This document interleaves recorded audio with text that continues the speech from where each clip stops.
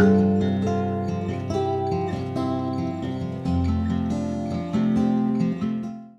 fisioteràpia és la combinació d'empatia amb el compromís professional per ajudar les persones a recuperar l'autonomia i la qualitat de vida.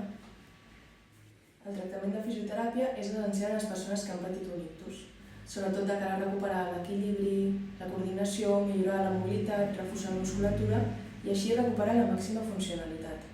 D'altra banda, la fisioteràpia té una part molt humana, a partir de la qual acompanyem els pacients en aquest procés emocionalment tan complicat.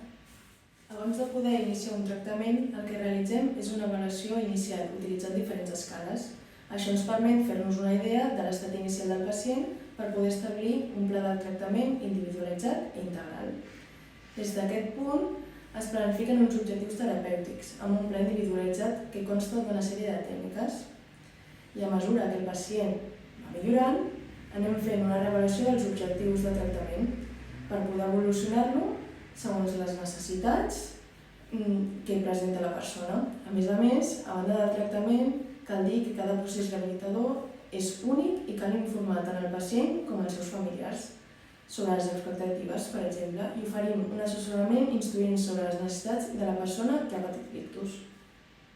Hi ha diferents reptes, però podria mencionar que un dels principals és l'adaptació a les seves noves capacitats vitals, tant físiques com emocionals, així com recuperar la seva autonomia i, sobretot, esdevenir-se un agent actiu en la seva salut. De les principals coses que poden fer les persones que acompanyen algú que ha patit un ictus, principalment és l'acompanyament a la persona i també passar per un procés d'acceptació de les noves circumstàncies.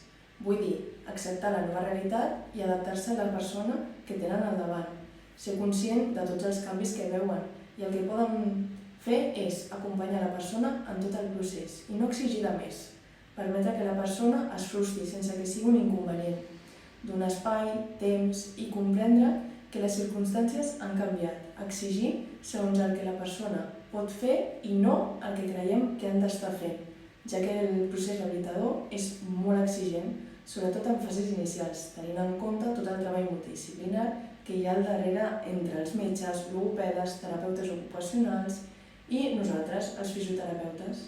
Entendre que descansar també és molt necessari perquè la persona pugui seguir evolucionant de la millor manera possible. En resum, podria dir que han de ser un agent actiu en l'acompanyament de la recuperació de la persona respectant els seus ritmes.